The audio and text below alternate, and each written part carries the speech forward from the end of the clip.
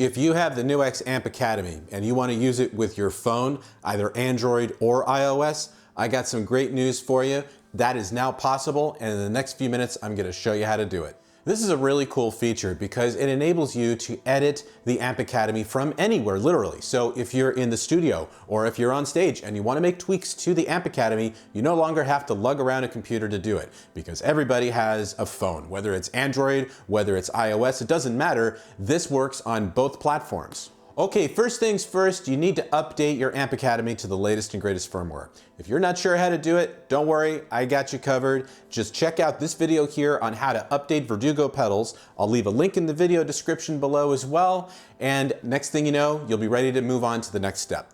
Next up is the app. You need to download the app from either the Google Play Store for Android or from the App Store for iOS. It's called EFX Mobile. It's very simple to find. Just type in NUX Amp Academy and it should come right up. Install it on either of your devices and we'll move on to the next step of making the connections. Next thing you're going to need to do is make your connections. Let's cover iOS first. This is a hard connection between the USB-C port on the back of the Amp Academy and your iOS device. So a standard USB-C to USB-A cable will work just fine, but you're also going to need one of these adapters, these on-the-go adapters, so that you can plug in the Amp Academy directly to your iOS device.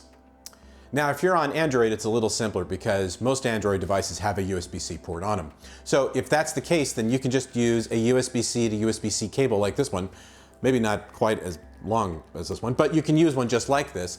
Or if you are using a USB-C to USB-A cable, you just need to get the adapter to plug in to your Android device, and that's it. You've made all the connections, you've turned on your Amp Academy, and you've launched the app on your iOS or Android device. Now, let's check out the app.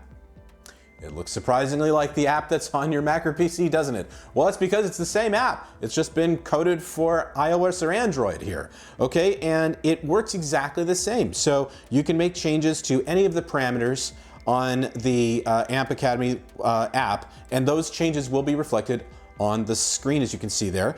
We can turn on and off the brightness if we want to. We can turn off and on signal blocks just simply by tapping on them. We can go between the channel B and channel A if we want to, no problem.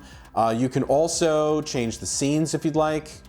So we can change the scenes quite easily. We can go into the settings if we want to, and we can make all different adjustments there that we'd like. You can also make changes on the Amp Academy itself, and those changes will be reflected in real time. So you can change scenes if you want to, you can bypass the pedal if you'd like to. All of that is reflected in real time when you're making this hard connection between your iOS device or Android device and the Amp Academy.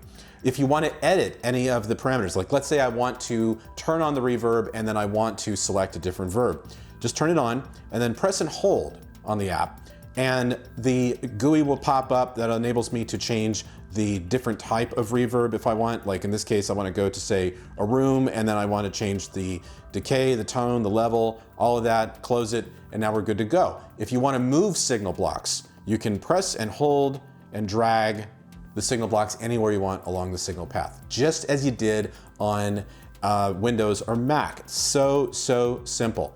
So this is just one of those really great features that, given a little practice, you're gonna really love using it this way. This has just been a complete addiction for me the last couple of weeks, so I hope you get something out of this. Well, that wraps up this video. I hope you found it helpful. Now be sure to come back soon because I'm gonna do another video about the Amp Academy, but this time I'm gonna cover something that a lot of people have asked for, which is how do I use my favorite MIDI controller with the Amp Academy? I will show you soon.